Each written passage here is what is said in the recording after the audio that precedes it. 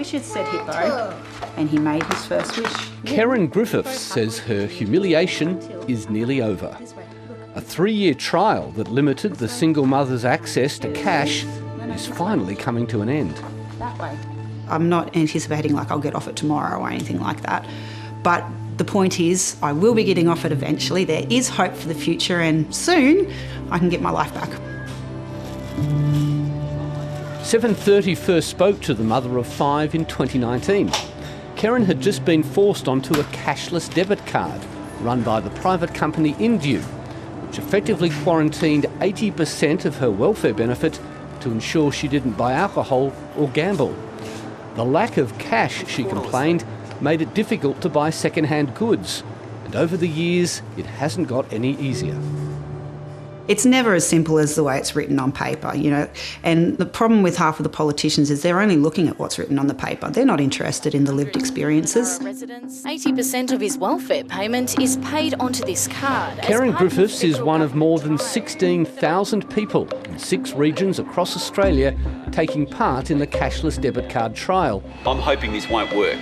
That's what the aim was to reduce the rate of welfare dependency, drug and alcohol abuse and homelessness. It's been deeply divisive. This is a flawed approach.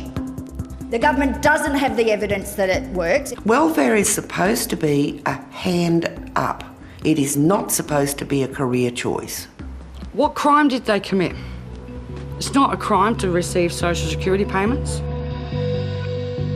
First introduced in South Australia's Ceduna region and Western Australia's East Kimberley in 2016, the trial was later extended to WA's Goldfields, Bundaberg and Hervey Bay, Cape York, and last year it was up and running in the Northern Territory.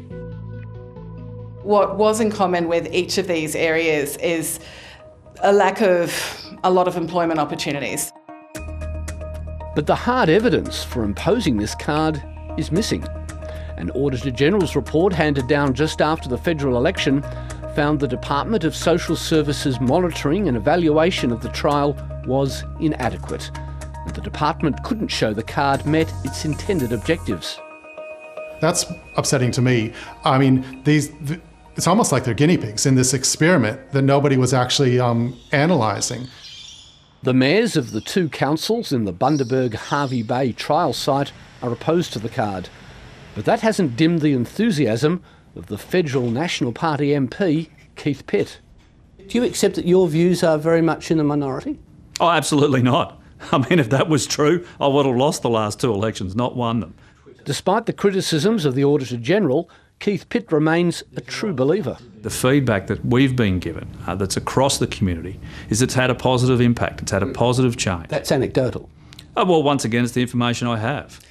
Anecdotal evidence is the lowest form of evidence. So policy making by anecdote is a very dangerous thing.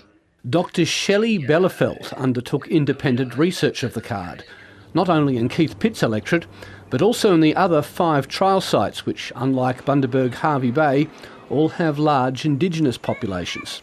Although she found a range of views about the card, she says the department tended to rely on those voices in support.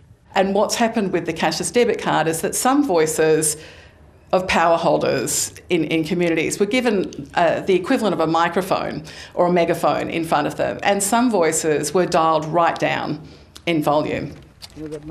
One of the higher profile supporters of the card is East Kimberley Indigenous leader Ian Trust. Generally, I think that for a certain target group such as old people, women and so on, they would be protected from harassment, or they call it humbugging up here for their money. I think it had a big impact on gambling. With the new Labor government promising to abolish the card, Ian Trust is keen to hear what will be put in its place. He fears making it voluntary could make things worse. The people that whose the card should be targeted at is probably the first ones going to be put their hand up, so we want to come off, and they're the ones who just probably need more help. Back in Bundaberg and Hervey Bay, the community is already contemplating life without the cashless debit card. The region continues to struggle with high unemployment and welfare dependency, and card supporters are asking what happens next. They need to come and talk to the community. You can't make these unilateral decisions without community consultation. But other community leaders and those on the card argue the extended experiment has clearly failed. I don't think this card was ever wanted, needed or helpful, and I think the sooner we can get rid of it, the better.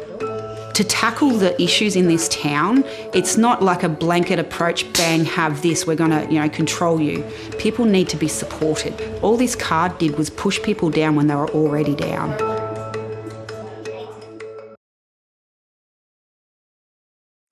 Hi, I'm Lee Sales. Thanks for watching this story.